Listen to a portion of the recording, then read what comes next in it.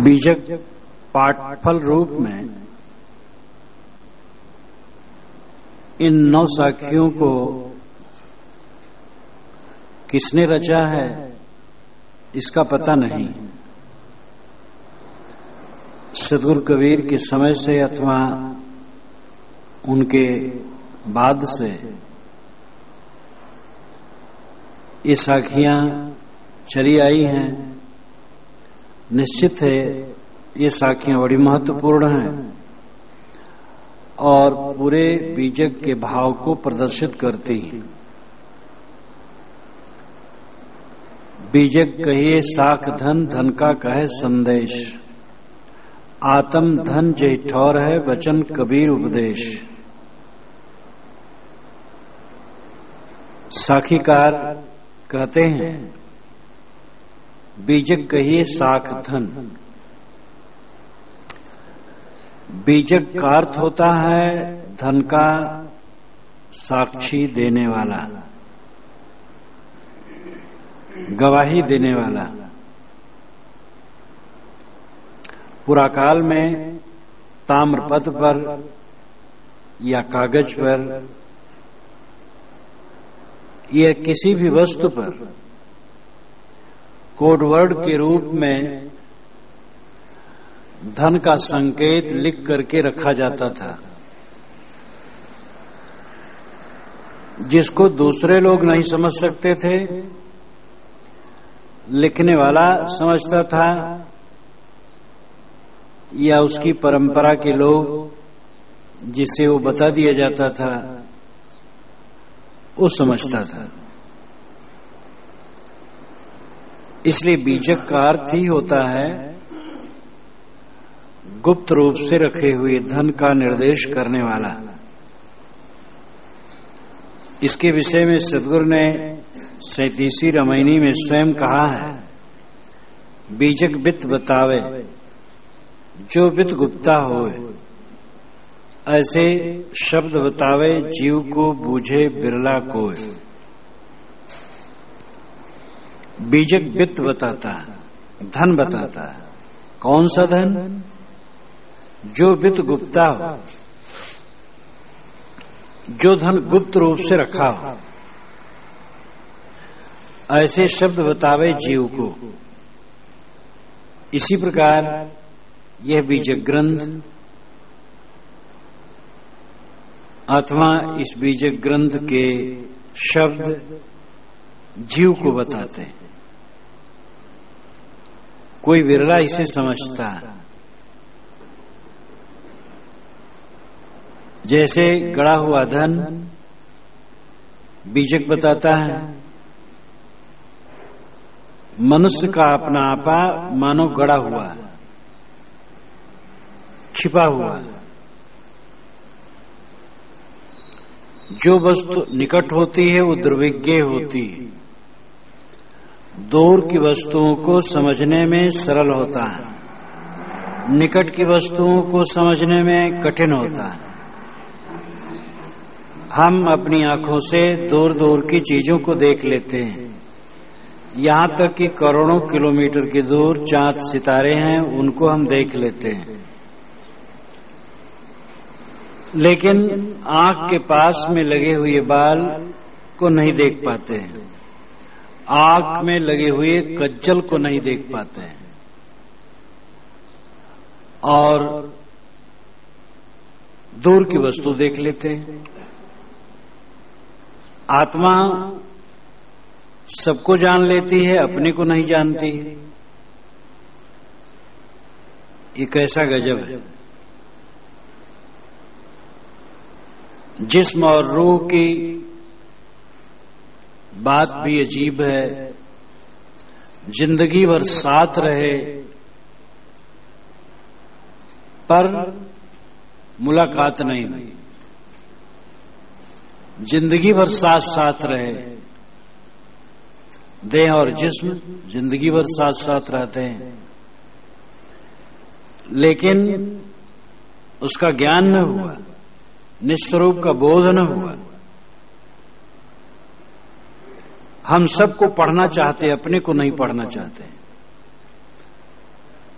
सबको जानने की चेष्टा करते हैं, अपने को जानने की चेष्टा नहीं करते हैं।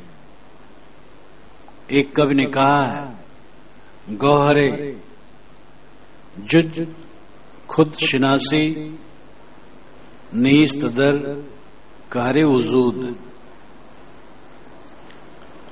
इस संसार सागर में एक ही मोती है, खुद शिनासी, खुद को पहचान लेना। जैसे पानी में भंवर होता है, भंवर का पानी घूम घूम करके वहीं रहता है, ऐसे जीवन भर हम मैं के इर्द गिर्द घूमते रहते हैं। मैं हर समय इंसान मैं करता है।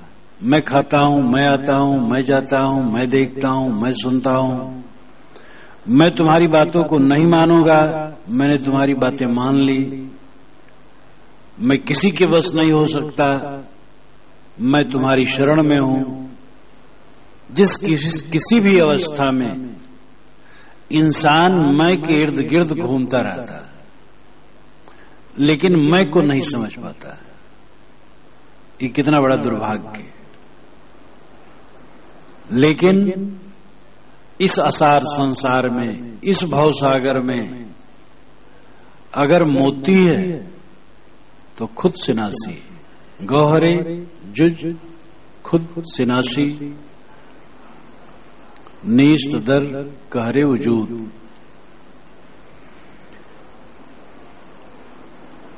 आत्मज्ञान ही महामोती है, हीरा मणि है, और उसी को हम नहीं समझते। साहब कहते हैं, बीजक कहिए साख धन। इस साखी के रचयिता संत कहते हैं, जो सदगुरु कबीर ने बीजक कहा है वो आत्मधन को प्रदर्शित करता है। धन का कहे संदेश, ये बीजक धन का संदेश कहता है। जैसे मैंने कहा कि ताम्रपत्र अथवा किसी चीज पर कोडवर्ड में धन का निर्देश लिख दिया जाता था और फिर समय से उसी के आधार पर धन निकाल लिया जाता था। आज भी व्यापारी लोग जब माल भेजते हैं तब माल की सूची और उसका दाम लिखते हैं और उसको बीजक कहते हैं। बीजक जो धन को बताए। आत्म धन जय ठौर है बचन कबीर उपदेश। आत्मा रूपी धन जिस जगह में है, कबीर के वचनों का उपदेश उसी के लिए है। कबीर साहब बारंबार हमें अपने तरफ लौटाते हैं। आत्म अपभ्रंश है, इसका तत्सम रूप है आत्म। दोनों का अर्थ होता है अपने आप। आत्म धन यानी अपने आप धन, अपना आपा। हृदया बसे तेहराम न जाना, सोई नूर दिल पाक है, सोई नूर पहचान। दिल में खोज दिले में खोजो, यह करीमा रामा। बारंबार दिल में कहा गया है कि वो दिल में, दिल का मतलब कोई मांस का लोथड़ा नहीं, शरीर के अंदर है। श्रुत वचन भी है, आत्मकीड़ आत्मरति क्रियावानेश ब्रह्म विदाम वरिष्ठ। जो आत्मकीड़ है और आत्मरत है और क्रियावान है यानी सेवारत भी है, वही ब्रह्मज्ञानियों में सदा जनानाम हृदय सन्निविष्ट। प्राणियों के हृदय में वो स्थित है। श्रुतियों में, वेदों में, सदगुरु कबीर की वाणी में ही नहीं किंतु सगुण उपासकों की वाणी में भी जहां तथ्य कहा गया वहां हृदय निवासी कहा गया। अस प्रभु हृदय अछत अविकारी।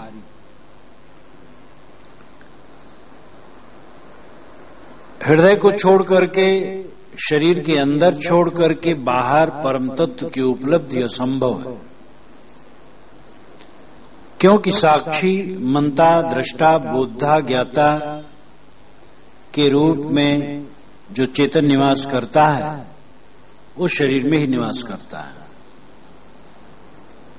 आत्म धन जे ठौर है। आत्मा रूपी धन जिस जगह में है, कबीर के वचनों का उपदेश वहीं के लिए। वह बारंबार कहते हैं कि वो तुम्हारे दिल में बैठा है, कहां तुम बाहर खोज रहे हो।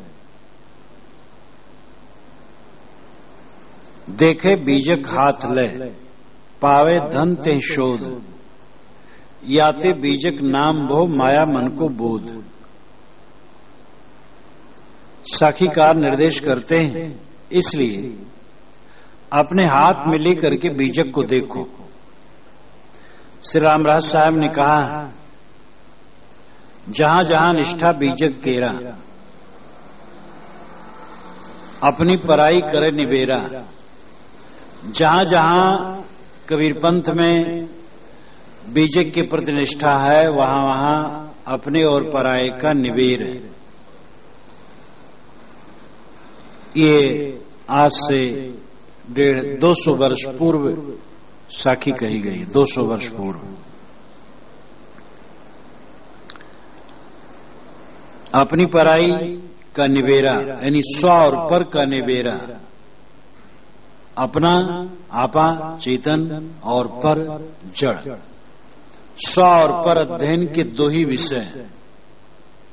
स्व को समझ लेना, पर को समझ लेना, और पर से निवृत्त होकर स्व में स्थित हो जाना। यहां जो कुछ है क्या स्थिर है, क्या रह जाता है। इसलिए सार कहीं कुछ नहीं है। स्व को, आत्मा को, स्वयं को समझ लेना और स्वयं में रुक जाना, यही विशेषता है, यही जीवन फल है। इसी में अमोघ शांति, परम शांति।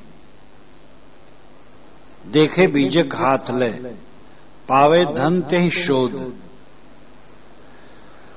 जो बीजक हाथ में लेके देखेगा वह अपने धन को शोध लेगा, आत्मधन को शोध लेगा। बीजक में मुरव्वत नहीं है।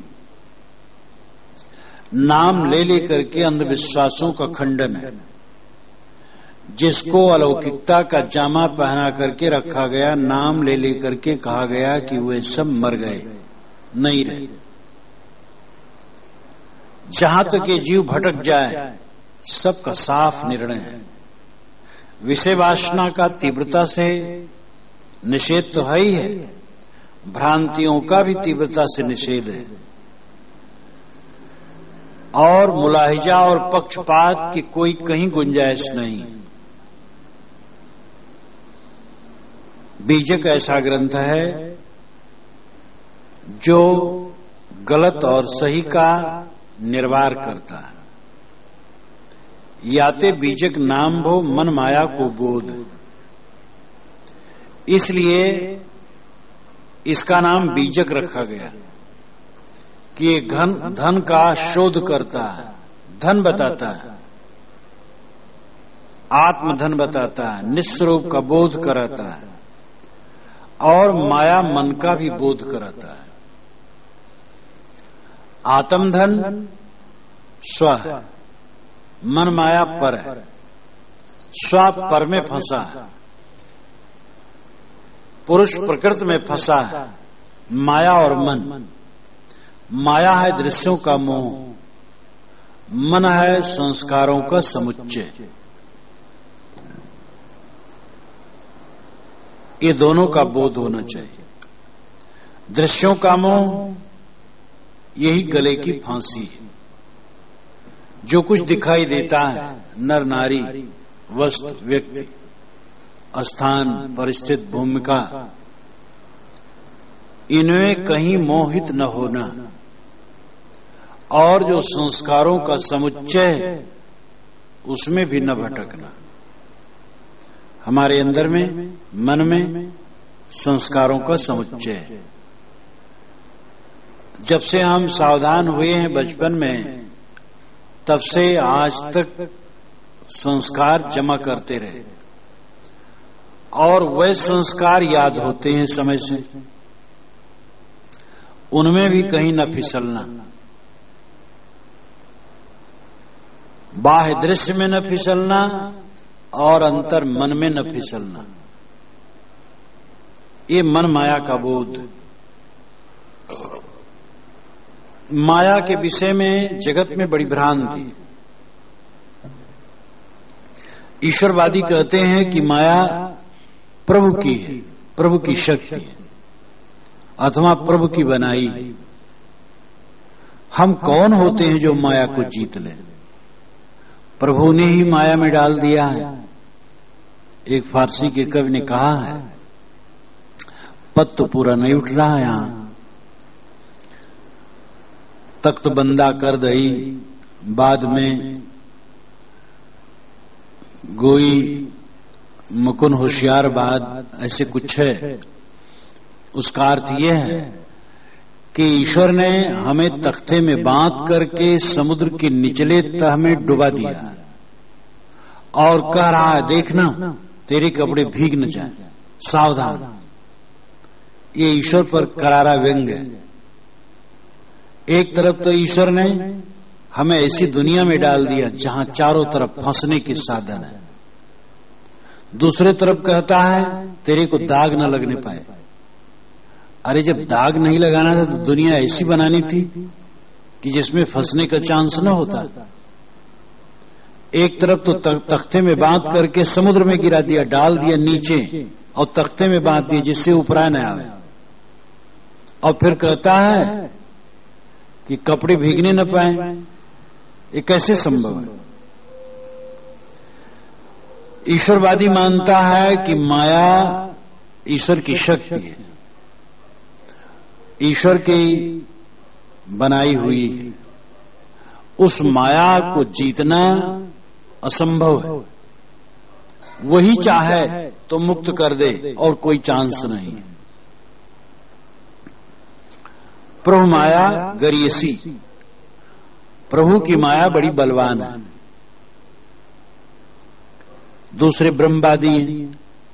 ब्रह्मवादी कहते हैं माया अनिर्वचनीय है, उसका निर्वचन होना असंभव है। निर्वचन यानी कथन। वो अघटित घटना पटियसी, जो घटना न घटे वो घटा दे। दुर्तया तरना उसका असंभव है। अघटित घटना पटेसी, दुर्तया, अनिर्वचनीय। सन्नाप सन्नाप उभयात्मकानो, भिन्नाप भिन्नाप उभयात्मकानो, संगाप नंगाप उभयात्मकानो, सांगाप नंगाप उभयात्मकानो। महद्भुता निर्वचनीय रूप। माया को सत कहें तो ब्रह्म और माया दो हो जाएंगे और द्वैत नहीं रह जाएगा। माया को असत कहें तो उसका कार्य जगत दिखाई देता है, असत कैसे कहें? अगर उभयात्मक कहें कि सत भी है और असत भी है तो एक घपलेबाजी की बात होगी। सन्नाप सन्नाप उभयात्मकानो, भिन्नाप भिन्नाप उभयात्मकानो। अगर उसको कहें कि ब्रह्म से भिन्न है माया तो द्वैत हो गया। अगर कहें अभिन्न है तो ब्रह्म ही में माया का दोष है, ये और खतरनाक है। अगर उभयात्मक कहें कि भिन्न भी है और अभिन्न भी है तब फिर घपलेबाजी की बात होगी। सांगाप नंगाप उभयात्मकानो। अगर कहें कि वंग सहित है तो भी गड़बड़, और अंग रहित है तो जगत कैसे बना? इसलिए महद्भुत अनिर्वचनीय रूप, महान अद्भुत है, अनिर्वचनीय रूप है, कह नहीं सकते वो कैसे। लेकिन ये कह दिए कि अघटित घटना पटेसी है, दुर्तया।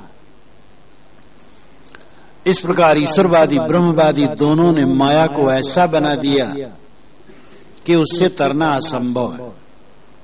बीजक में बारंबार इसका निर्देश है कि माया न ईश्वर की बनाई है, न निर्वचनीय है, माया तुम्हारी बनाई है।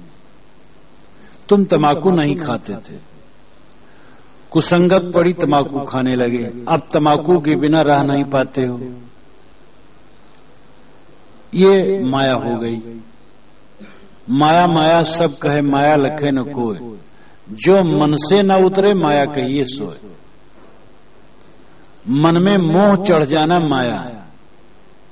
अब तमाकू का मोह हो गया। तमाकू का मोह किस ईश्वर ब्रह्म ने बनाया तुम्हारे जीवन में? एक व्यक्ति है अविवाहित, स्वच्छंद है, कुछ दिन के बाद एक लड़की से संपर्क हुआ, विवाह हो गया। अब उसके सर दर्द होने से तुम्हारा पूरा शरीर दर्द करता है, तुम मोह में आबद्ध हो गए। किस ईश्वर ने ये मोह पैदा किया है? तुमने खुद पैदा किया। पैदा करने के सहायक दुनिया के मनुष्य होते हैं, लेकिन मूल तुम हो, तुम्हें समझना होगा।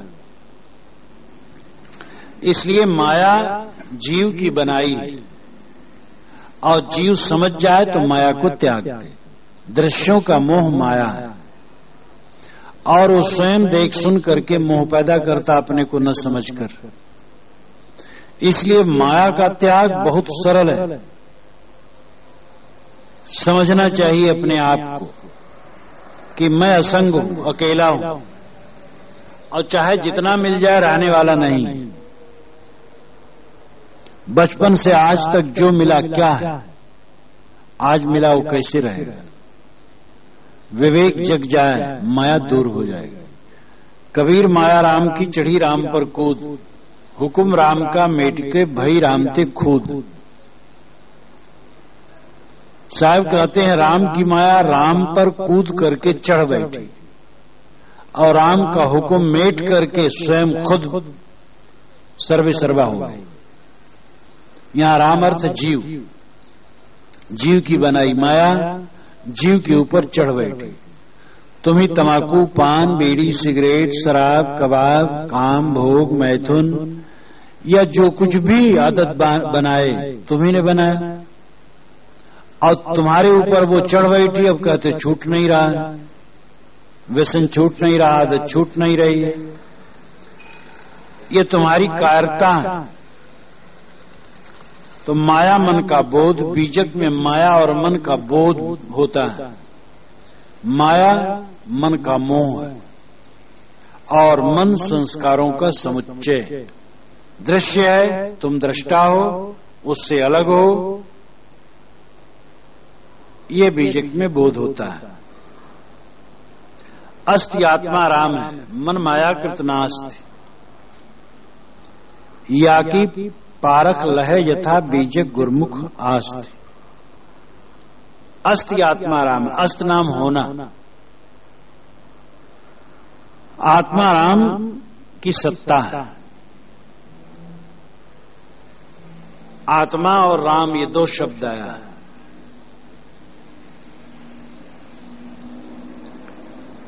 आत्मा शब्द निषेध नहीं है, राम शब्द निषेध नहीं। बीजक में 170 बार राम शब्द आया है। आत्मा भी यदा कदा है, पंचग्रंथि में भी आत्मा है। आत्म सत्य, सब जगत अनित्य। आत्मा का अर्थ ही होता है स्वयं, और राम का अर्थ होता है जो रमता है। साहब ने तो 170 बार राम कहा ही। उसके पीछे परम पारखी संत श्री राम रहस्य साहब ने कहा, राम रूप में परम पुनीता। सदगुरु कैसे हैं? राम रूप में और परम पुनीत है, यानी वो चैतन्य में स्वरूपाकार वृत्त में स्थित है। राम भूमिका बासक युक्ता। राम भूमिका में युक्ता पुरुष बसता है। युक्ता का मतलब है समाहित चित्त वाला, संयत। जो संयत है जिसने अपने मन वाणी कर्मों को संयत कर लिया है वह राम की भूमिका में बसता है। राम की भूमिका चैतन्य भूमिका, अपने चैतन्य स्वरूप में वही स्थित होता है जो समाहित चित्त का, एकाग्र चित्त का। अस्ति आत्मा राम है, आत्मा राम अस्ति यानी है, सत्ता।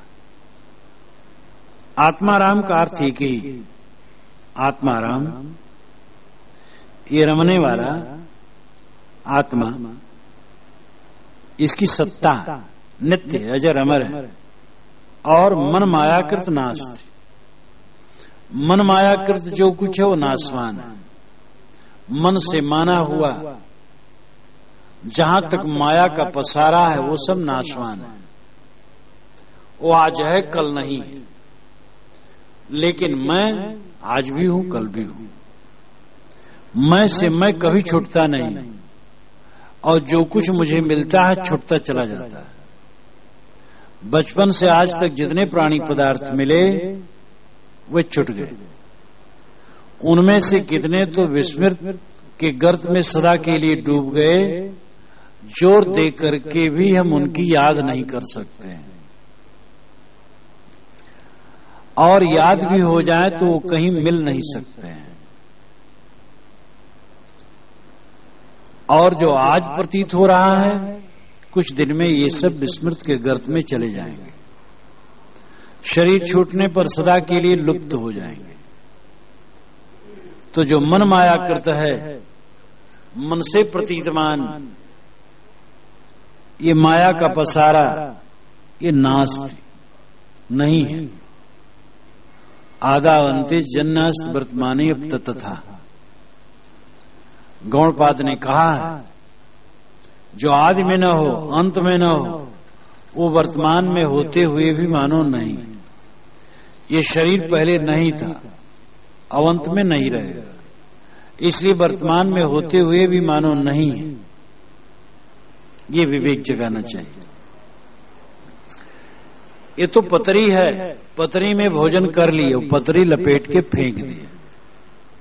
पतरी छाती में बांध करके घूमने की चीज नहीं। शरीर मिला, इससे साधना करके कल्याण कर लिए, बस ये लपेट करके फेंक दिया जाए और इसका कोई अस्तित्व नहीं है। अस्ति आत्मा राम है, मन मायाकृत नास्ति। या की पारख लहे जथा बीजक गुरुमुखास्ति। इन दोनों की परख यथा नाम यथार्थ रूप से लखे। यथार्थ का संक्षिप्त स्वरूप यथा है और यथा का शाब्दिक अर्थ होता है जैसे। जैसे आत्मा राम है और मन माया है, वैसे उसको परख है। यथा नाम जैसे, जिस प्रकार आत्मा राम है और जिस प्रकार मन माया है, उसी प्रकार इसकी परख कर ले, ज्यों का त्यों। यथा का शाब्दिक अर्थ है और यथा यथार्थ का संक्षिप्त स्वरूप है। या की पारख लय यथा, आत्मा राम की और मन माया की यथार्थ परख करे, सही परख करे। बीजक गुरुमुख आस्ति। बीजक गुरुमुख वचन है। आस्ति अस्ति, आस्ति पद बैठने के लिए शुद्ध शब्द है अस्ति, अस्ति होना। बीजक गुरुमुख वचन है।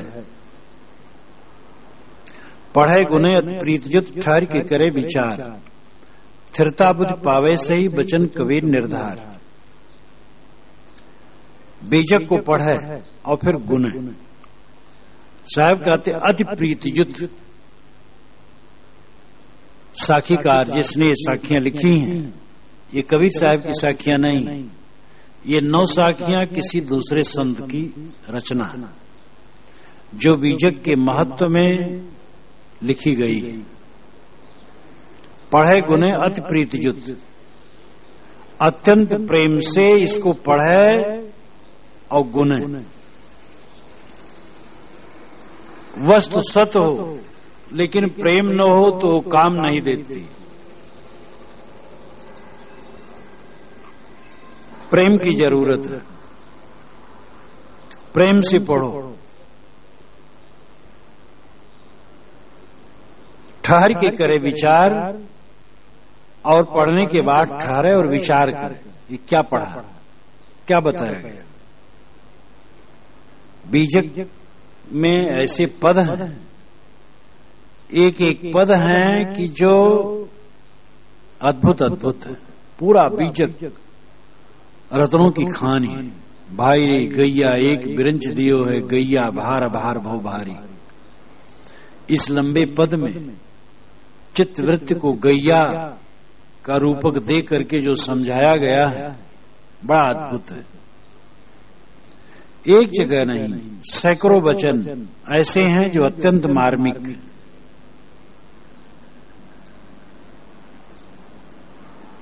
अगर आदमी प्रेम पूर्वक पढ़े और मनन करे, ठहर करके विचार करे, तो स्थिरता बुद्धि पावे, सही वचन कबीर निर्धार। साखीकार कहते हैं कोई स्थिरता की बुद्धि पाएगा, उसकी बुद्धि स्थिर होगी, शांत होगी। वचन कबीर निर्धार। कबीर का वचन निर्धार है, निर्णय है, निश्चयात्मक है। निर्भ्रांत ज्ञान कबीर साहब का है, भ्रम नहीं है उसमें, संदेह नहीं, कोई बैसाखी नहीं। कबीर साहब ये नहीं कहते हैं कि मैं अवतार हूं, पैगंबर हूं, कहता हूं मान लो। ये नहीं कहते हैं मेरी वाणी खुदाई। वे कहते हैं तैया हम तुम एक ही लोहो एक ही प्राण व्यापे मोह। हम और तुम एक ही प्रकार पैदा हुए, हम भी मनुष्य हैं। अपनी कहे मेरी सुने, सुन मिल एक हुए। अपनी बात कहे मेरी बात सुने। सुनिए सबकी निवेरिए अपनी, सबकी बात सुने और अपने विवेक से निर्णय करे। वो ये नहीं कहते कि मान लो, समझो, विचारो। स्थिरता बुद्धि पावे, सही। स्थिरता की बुद्धि पाना ये बड़ी बात है। विश्वास होना ग्रंथों में बारंबार आया है।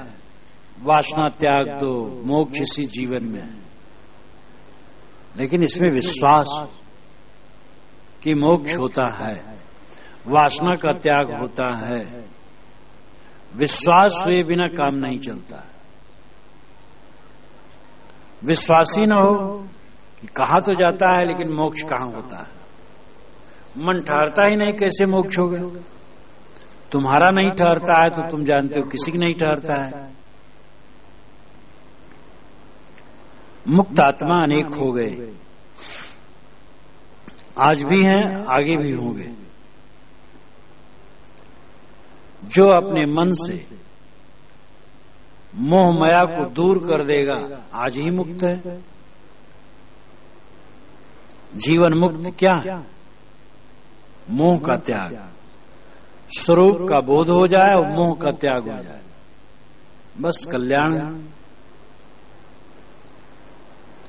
तो स्थिरता बुद्धि पाना, निश्चल आत्मबोध में स्थित हो जाना, ये बड़ी बात है।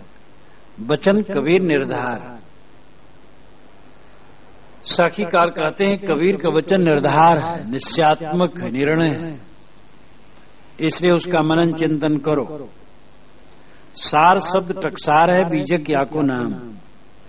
गुर की दया से परख भई वचन कबीर तमाम। सार शब्द टकसार है। टकसाल में सार शब्द है। टकसार का शुद्ध शब्द है टकसाल। टकसाल वह स्थान जहां सिक्के ढलते हैं, वो प्रामाणिक माना जाता है। जहां पर 2-2-4 की तरह कहा गया हो, वो टकसाल वचन है। बीजक को टकसार भी कहा जाता है, ये टकसार वचन है। पंचग्रंथी में श्री राम रहस्य साहब ने टकसार वचन कहा है कबीर साहब के नाम से जो वचन है वो टकसार का है। निर्णय वाणी टकसाल में सार शब्द है। सार शब्द निर्णय को नामा, जाते हुए जीव को कामा। सार शब्द कहते हैं निर्णय वचन को। कुछ लोग खोपड़ी में होती हुई झनकार को सार शब्द कहते हैं, उसका सुनना कल्याण मानते हैं। वो तो मन को ठहराने की एक तरीका है। खोपड़ी की झनकार, आंख की गर्मी, सांस, किसी महापुरुष का चित्र, ये सब मन ठहराने का तरीका है। न सांस में स्थित होना है, न ज्योति में, न शब्द में, न किसी महापुरुष के चित्र में। स्थित तो स्वरूप में होना है।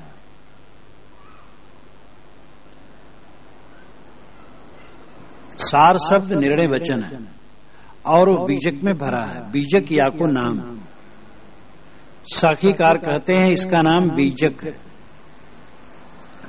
गुरु की दया से परख भई बचन कबीर तमाम। गुरु की कृपा से जड़ चेतन की परख हो गई, सार सार की परख हो गई। प्रकृत पुरुष और आत्माराम तथा मन माया की परख हो गई। बचन कबीर तमाम, यहां कबीर साहब का वचन तमाम हो गया। तमाम का मतलब है संपूर्ण, पूरा।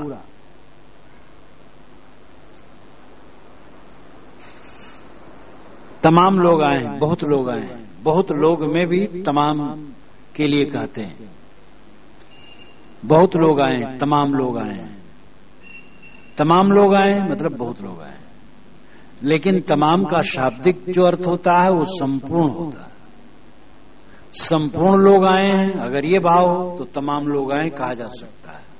संपूर्ण लोग नहीं आए हैं तो तमाम नहीं कहा जा सकता। लेकिन शब्द देश काल के आयाम में यात्रा करता है और अर्थ बदलता रहता है, नए नए अर्थ ग्रहण करता रहता है। एक शब्द के कई अर्थ होते भी हैं। वचन कबीर तमाम, यहां कबीर का वचन तमाम हो गया, संपूर्ण हो गया, पूरा हो गया, समाप्त हो गया। बीजक पूरा ग्रंथ समाप्त हो गया, ये अभिप्राय है।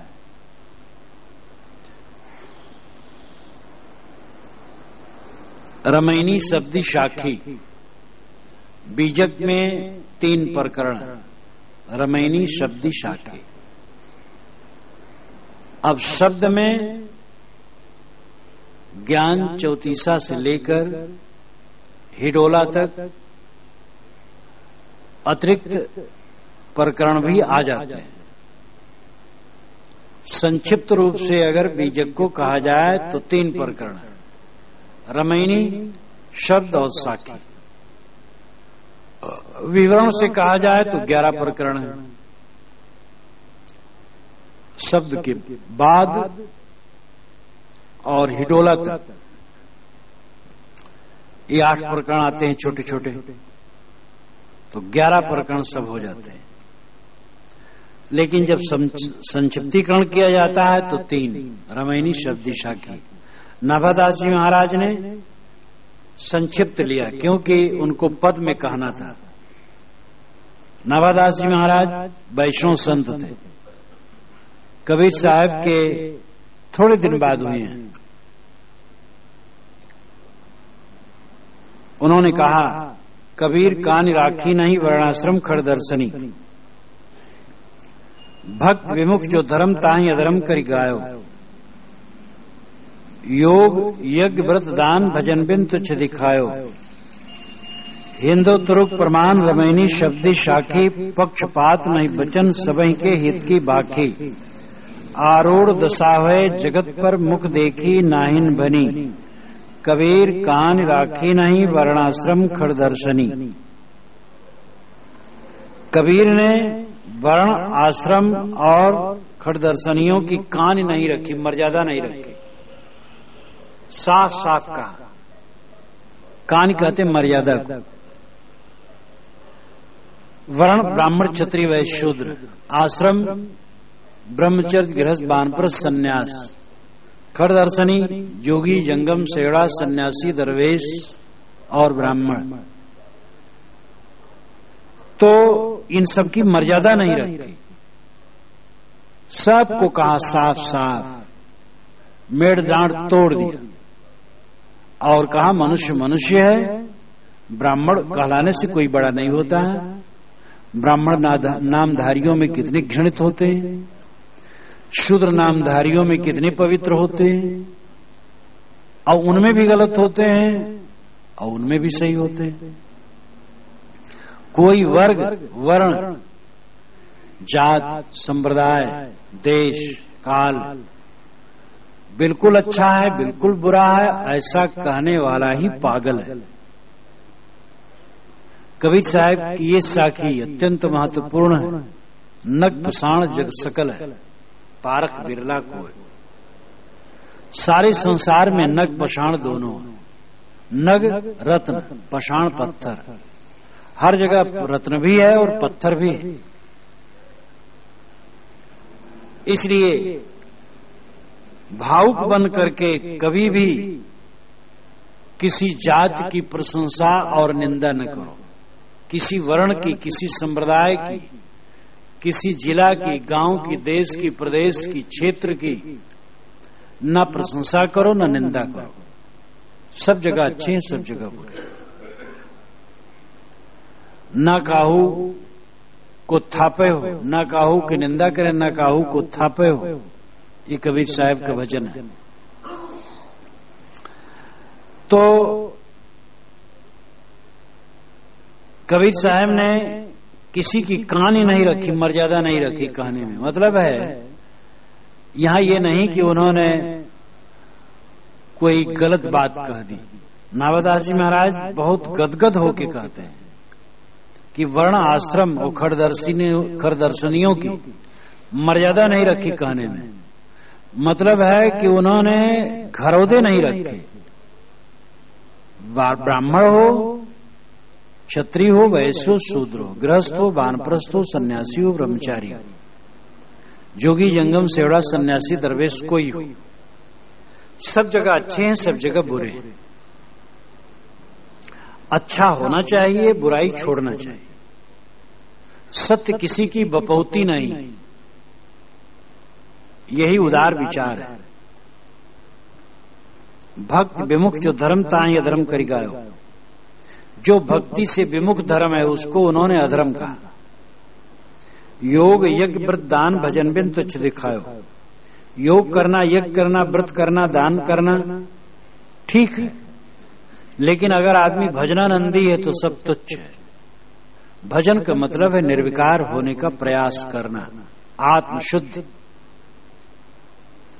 आत्मशुद्ध के मार्ग में चलना, ये भजन है।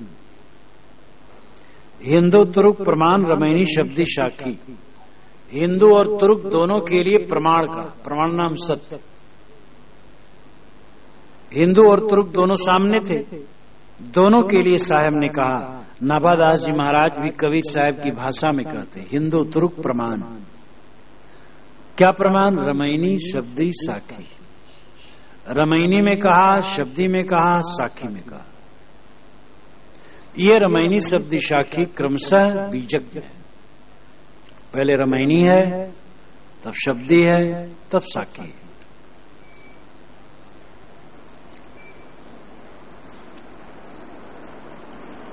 और शब्द में ही अतिरिक्त प्रकरण आ जाते हैं।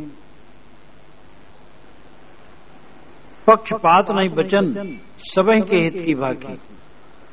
नाभादास जी महाराज कहते हैं कबीर की वाणी पक्षपात पूर्ण नहीं, पक्षपात नहीं वचन, सबही के हित की भाकी। सबके हित की बातों कहते हैं और निष्पक्ष कहते हैं।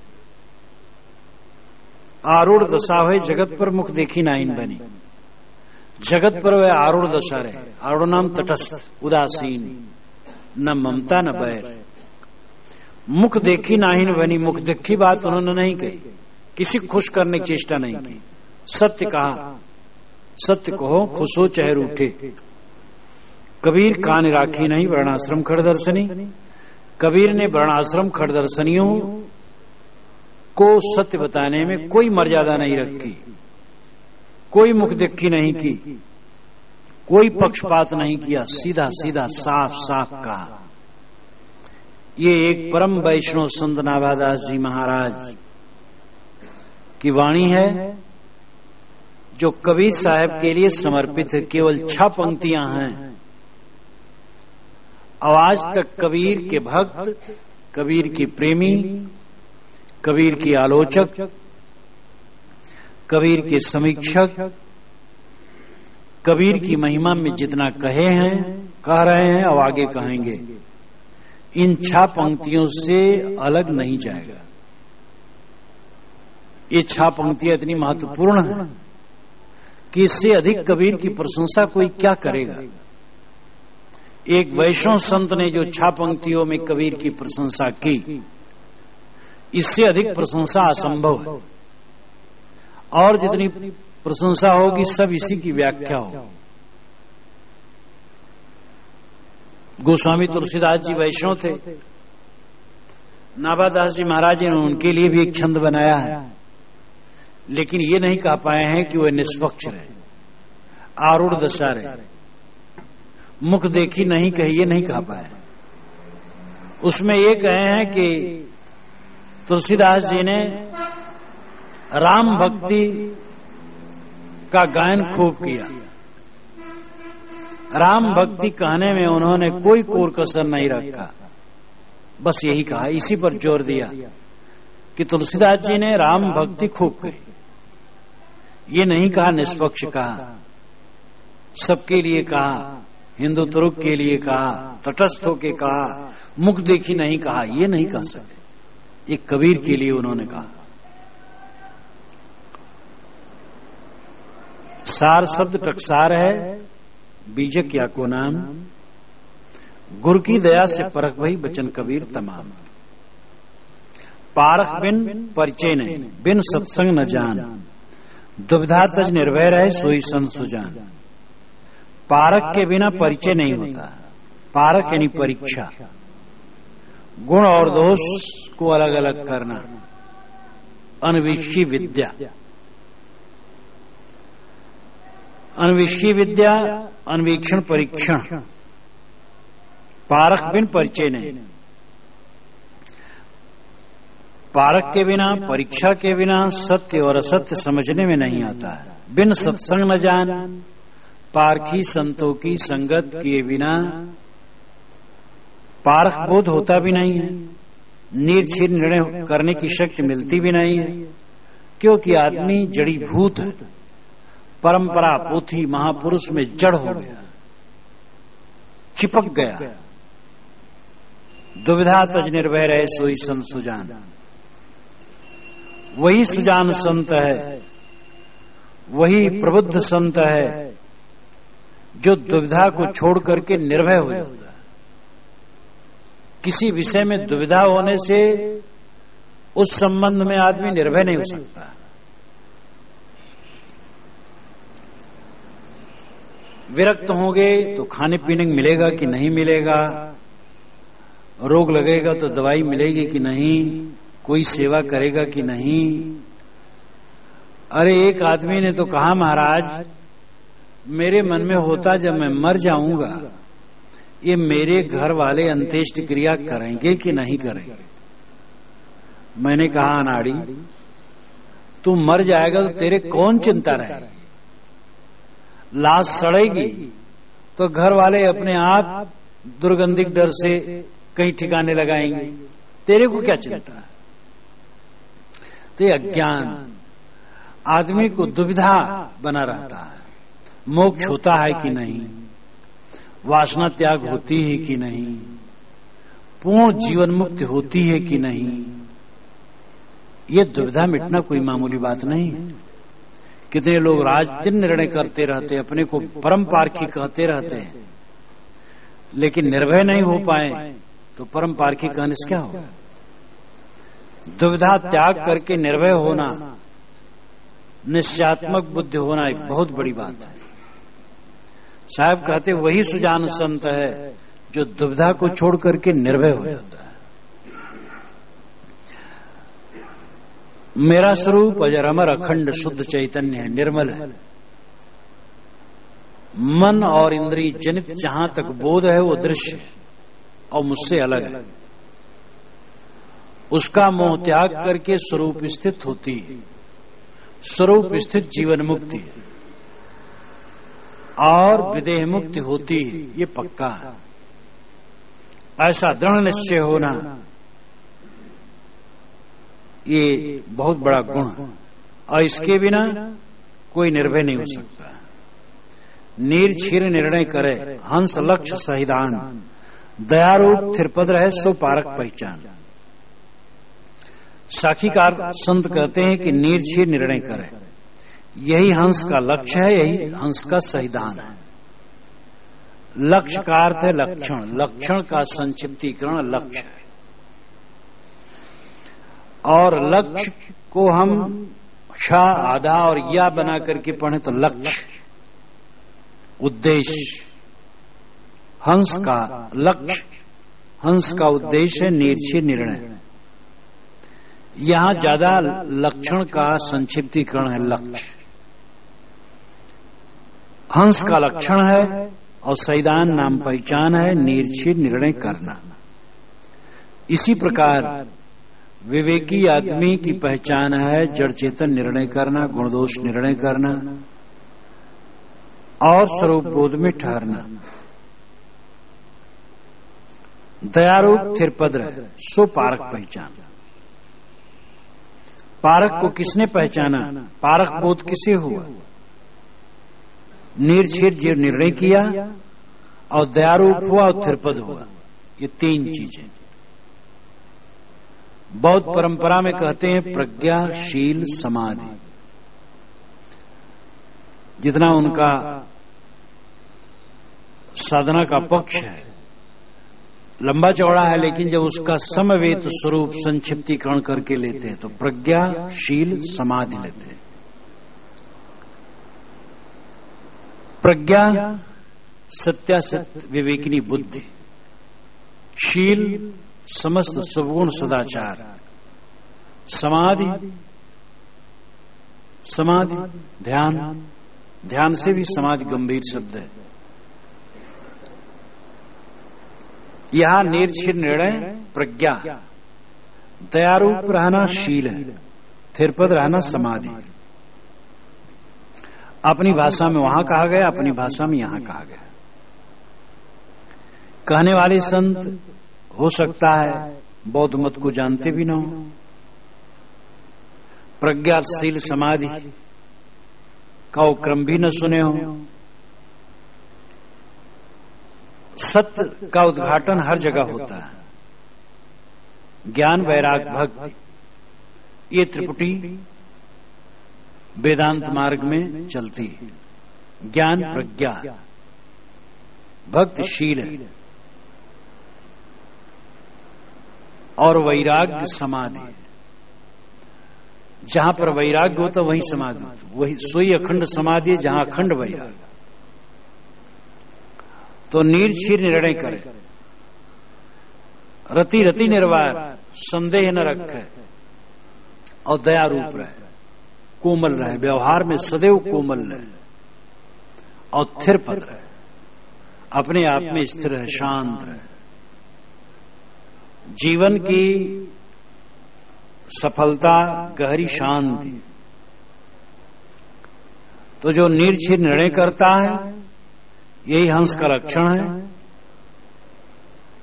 और दयारूप रहे, व्यवहार में कोमल रहे, सबसे मीठा वचन बोले, निरहंकार वचन बोले और थिरपद रहे, अपने पद में स्थिर रहे, तब समझ लो उसने पारक को पहचाना। देह मान अभिमान ते निरहंकारी होए, वर्ण कर्म कुल जात ते हंस निनारा होए। देह का मान अभिमान न रखे, निरहंकारी हो जाए।